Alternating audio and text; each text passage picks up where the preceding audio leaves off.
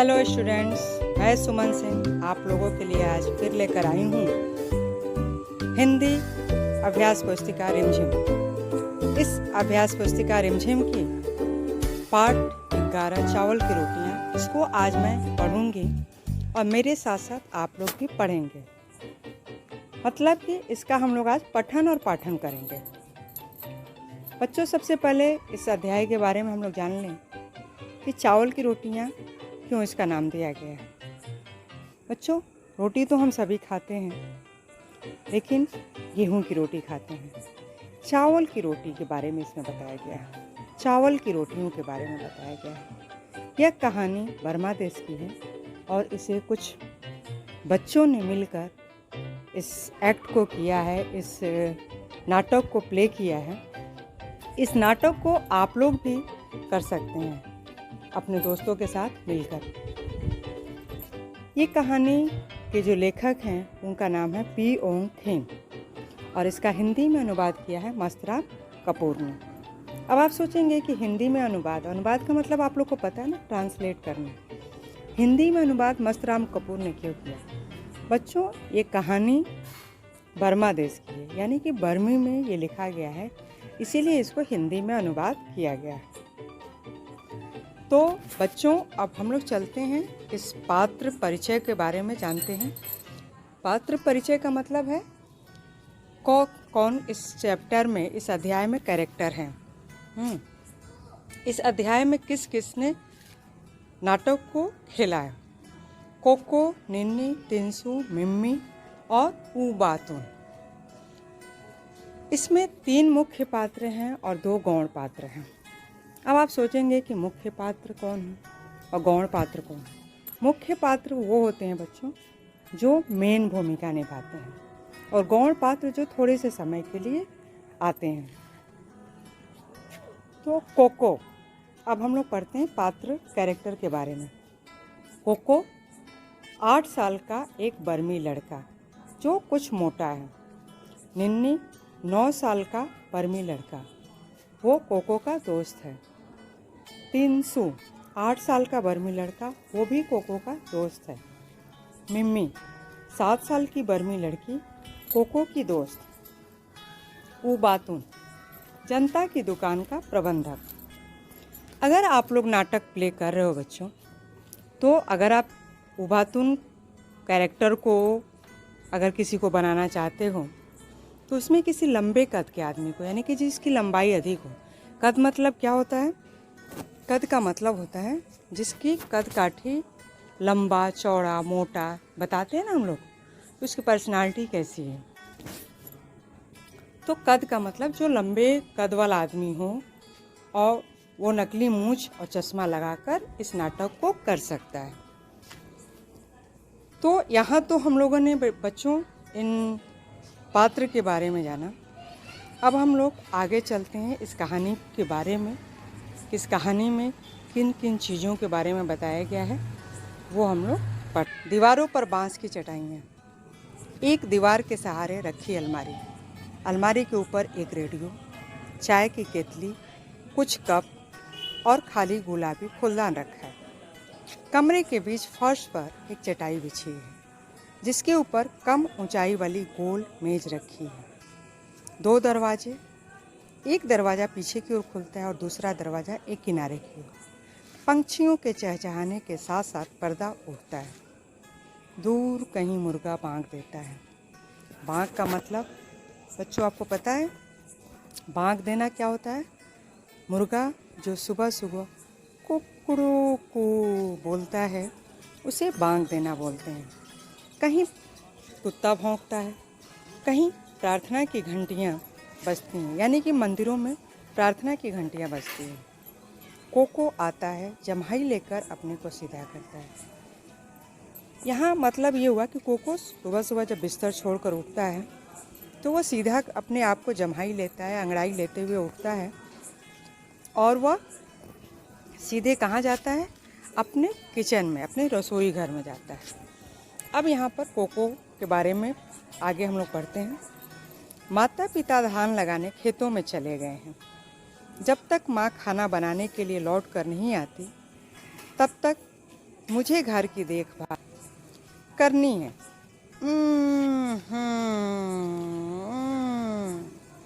देखता हूँ माँ ने नाश्ते में मेरे लिए क्या बना कर रखा है। वह अलमारी की तरफ जाता है और उसे खोलकर देखता है। एक तस्तरी निकाल कर देखता है कि चावल की 4 रोटियां हैं। वह होंठों पर जीभ फेरता है और मुस्कुराता है। कोको, आहा, मज़ा आ गया। चावल की रोटियां, मेरी मनपसंद चीज़। वह पेट मलता हुआ रोटियों को मेज पर रखता है और बैठ जाता है। ऐसा क्यों होता है बच्चों? इतना खुश कोको क्यों हो जाता है? क्योंकि उसे चावल की रोटियां बहुत पसंद हैं और आज नाश्ते में उसकी माँ ने उसके लिए यही बनाकर रखा है। कोको, आज तो डटकर नाश्ता होगा। अब नाश्ते के समय पे आप अगर नाश्ता करने बैठे हो, नाश्ते पे अगर कोई आपके सामने आ जाए तो आपको भी तो गुस्सा आएगा ना। आप गुस्सा करोगे, सोचोगे कि अरे ये बहुत गलत समय पर आ गया। तो कोको का वो नाश्ता का समय है और वह डटकर नाश्ता करने जा रहा है। वह एक रोटी उठाकर मुंह में डालने लगता है। तभी दरवाजे पर दस्तक देता है। बच्चों, यहाँ दस्तक का मतलब आपको मैं बता दूं, खटखटाना, दरवाजे को नॉक करना। निन्नी, कोको, है कोको, दरवाज़ा खोलो, मैं हूँ निन्नी। कोको, गजब हो गया, यह तो भुक्खड़ निन्नी है। उसकी नज़र में रोटियां पड़ी तो ज़रूर मांगेगा। मैं इन्हें छुपा देता हूँ। निन्नी, दरवाज़ा खोलो कोको, तुम क्या कर रहे हो? इतनी देर लगा दी। अब कोको क्या बोलता है? कोको परेशान है कि मैं इन्हें कहाँ छुपाऊँ, कहाँ। अब वो कमरे में चारों तरफ देखने लगता है कि मैं इसे किधर छिपाऊँ। रेडियो की तरफ देखकर मैं तश्तरी को रेडियो के पीछे छिपा दूंगा। बच्चों, तश्तरी का मतलब होता है प्लेट जिसमें हम खाना खाते हैं। अब कोको क्या करता है? उस अपने प्लेट को, अपने तश्तरी को रेडियो के पीछे छुपा देता है ज़ोर से, और उसके बाद वो बोलता है ज़ोर से, अभी आता हूँ निन्नी, ज़रा रुको। कोको, आओ निन्नी, अंदर आ जाओ। निन्नी अंदर आता है। निन्नी, दरवाज़ा खोलने में इतनी देर क्यों लगाई? कोको, कुछ खास नहीं, मैंने अभी अभी नाश्ता किया है और मुंह धोने लगा था। बोलो, सुबह सुबह कैसे आना हुआ? निन्नी, क्या? यह मत कहना कि तुम भूल गए थे। परीक्षा के बारे में रेडियो पर खास सूचना आने वाली है। कोको, लेकिन तुम्हारे घर भी तो रेडियो है। निन्नी, वह खराब है, इसलिए सोचा तुम्हारे रेडियो पर सुनूंगा। निन्नी गोल मेज के पास बैठ जाता है। अब निन्नी क्या बोलता है? रेडियो उठाकर यहीं ले आओ ताकि हम आराम से लेटे लेटे सुन सकें। लेटे लेटे का मतलब क्या होता है बच्चों? सोकर, मतलब बिस्तर पर आराम से सोकर कोई चीज़ देखना या सुनना। तो निन्नी यही बोलता है कि तुम रेडियो उठाकर यहीं ले आओ ताकि हम आराम से लेटे लेटे सुन सकें। कोको, निन्नी, हमारे रेडियो में भी कुछ खराबी है। अब कोको को यहाँ पर झूठ बोलना पड़ता है। निन्नी, आओ कोशिश करके देखें, मैं उठा कर ले आता हूँ। निन्नी अलमारी की तरफ जाने लगता है। कोको, नहीं नहीं निन्नी, इसे मत छूना, छुओगे तो करंट लगेगा। निन्नी रुक जाता है। निन्नी, मैंने तो इसे छू ही लिया था। भाई, मैं वह खबर ज़रूर सुनना चाहता हूँ। तिनसु के घर जाता हूँ, तुम आओगे क्या? कोको, नहीं। अच्छा, फिर मिलेंगे।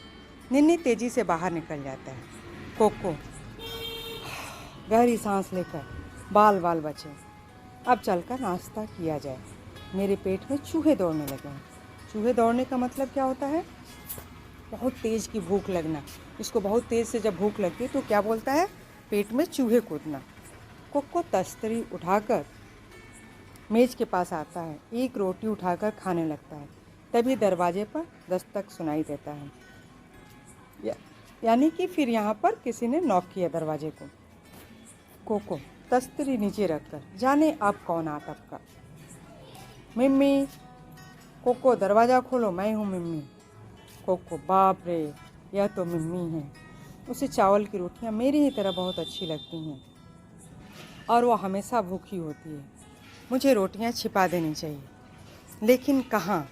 वह तो कुछ खाने की चीज़ ढूंढने के लिए सारे कमरे की तलाशी लेगी। मिम्मी फिर दरवाज़ा खटखटाकर, कोको दरवाज़ा खोलो ना, इतनी देर क्यों लगा रहे हो? कोको, कहाँ छिपाऊँ? कमरे के चारों तरफ देखकर, ठीक इस फूलदान के अंदर छिपा दो। एक अलमारी होता है जिसके ऊपर एक खाली फूलदान रखा होता है। अब कोको क्या करता है? कोको जो है अपनी चावल की रोटियों को किस में छुपा देता है बच्चों? उस खाली फूलदान में। कोको फूलदान में तस्तरी रखकर दरवाज़ा खोलता है। मिम्मी कागज़ में लिपटा बंडल उठाए कमरे में आती है। मिम्मी, दरवाज़ा खोलने में इतनी देर क्यों कर दी? कोको, मैंने अभी अभी नाश्ता किया था और मुंह धोने लगा था। आओ बैठो। कोको और मिम्मी मेज के इर्द गिर्द बैठते हैं। इर्द गिर्द मतलब आमने सामने। मिम्मी, मुझे अभी अभी तुम्हारे माता पिता ने, तुम्हारी माता जी ने कहा कि तुम्हारे लिए चावल की कुछ रोटियां रखी हैं। मैंने सोचा, अब मतलब इसके आगे कुछ मिम्मी कह नहीं पाती है, मतलब उसको ये लगता है कि चावल की रोटियां तो बची होंगी, मुझे भी मिल जाएंगी। कोको, चावल की रोटियां? हाँ थी तो, लेकिन मैंने सब खा ली। मिम्मी, एक भी नहीं बची? कोको, सॉरी मिम्मी, मैंने सब खा ली थी। हाथ से पेट को मलते हुए, पेट एकदम भर गया, लगता है आज तो दोपहर का खाना भी नहीं खाया गया। मिम्मी, बहुत बुरी बात, मेरी माँ ने केले के पापड़ बनाए थे। मैंने सोचा तुम्हारे साथ डांट कर खाऊंगी। मैं 4 पापड़ लाऊंगी, 2 तुम्हारे लिए, 2 अपने लिए। सोचा था तुम्हारी चावल की रोटियां और मेरे मोटे पापड़ दोनों का बढ़िया नाश्ता रहेगा। मिम्मी कागज़ का बंडल खोलती है और पापड़ निकालती है। वह उन्हें एक तस्तरी में डालकर मेज पर रखती है। अब मिम्मी को गुस्सा तो बहुत आता है क्योंकि उसे चावल की रोटियां मिलती नहीं हैं। मिम्मी अब क्या बोलती है? एक केले का पापड़ उठाती है और खाती है और बोलती है, गर्मा गर्म है और स्वादिष्ट है। स्वादिष्ट का मतलब पता है आपको? टेस्टी, जो बहुत लाजवाब होता है। तुम्हारी भी क्या बदकिस्मती है। अब बच्चों, बदकिस्मती का मतलब जिसका भाग्य बुरा हो, जिसके किस्मत में कोई चीज़ ना हो, उसको बोलते हैं बदकिस्मत। तो अब वो मिम्मी से बोलती है कि तुम्हारी भी क्या बदकिस्मती है कि तुम्हारा पेट बिल्कुल भरा हुआ है और तुम कुछ भी नहीं खा सकते। अब कोको को तो भाई लालच आती ही है, उसके सामने उसकी चावल की रोटियां रखी हैं, वो भी वो नहीं खा पा रहा है। केले का पापड़ आया, वो भी नहीं खा पा रहा है। एक झूठ बोलने के चक्कर में उसे इतने सारे झूठ बोलने पड़ रहे हैं। अब कोको क्या करता है? पापड़ को देखकर अपने होठों पर जीभ फेरता है। क्यों? क्योंकि उसे तो लालच आ रही थी। तो अब वो बोलता है अब वो क्या बोलता है कि मैंने बड़ी गलती की जो उसे बताया कि मेरा पेट भरा हुआ है, लेकिन मैं समझता हूँ कि वह चारों पापड़ तो खा नहीं सकती, शायद 2 मेरे लिए छोड़ जाए। मिम्मी एक पापड़ उठाती, क्या इन्हें निगलने के लिए चाय है? निगलने मतलब क्या होता है बच्चों? मतलब गले के अंदर घोंटना। तो अब वो उसके लिए वो क्या मांग रही है? चाय मांग रही है। तो वही वो पूछ रही है कि क्या इन्हें निगलने के लिए चाय है? कोको, हाँ अलमारी पर है, मैं ले आता हूँ। कोको चाय की केतली और 2 कप उठा लाता है। मिम्मी 1 कप में चाय डालती है। अब मिम्मी क्या बोलती है कोको से? तुम तो चाय पियोगे नहीं क्योंकि तुम्हारा पेट भरा हुआ है। कोको, स्वागत। बच्चों, स्वागत का मतलब होता है अपने आप से बातें करना, यानी अपने मन में कोई भी चीज़ बड़बड़ाना। तो अब कोको क्या करता है? अपने आप से क्या बोलता है वो? कि मेरा पेट भूख से गुड़गुड़ कर रहा है। गुड़गुड़ मतलब गुड़गुड़ाना है। भगवान करे मिम्मी को यह गुड़गुड़ सुनाई ना दे। बच्चों, आप लोग को भी कभी भूख लगती होगी तो आप लोगों ने देखा होगा या सुना होगा, महसूस किया होगा कि हमारे पेट से गुड़गुड़ गुड़गुड़ की आवाज़ आती है। तो वही गुड़गुड़ की आवाज़ आ रही है कोको के पेट से, और कोको ये भी सोच रहा है कि कहीं ये आवाज़ मिम्मी को सुनाई ना दे दे, नहीं तो मिम्मी बोलेगी कि तुमने जब नाश्ता कर लिया है तो फिर तुम्हारे पेट से गुड़गुड़ाने की आवाज़ क्यों आ रही है? मिम्मी पापड़ खाते हुए, यह कैसी आवाज़ है? यानी कि मिम्मी को वो आवाज़ सुनाई दे देती है। कोको आवाज़? कैसी आवाज़?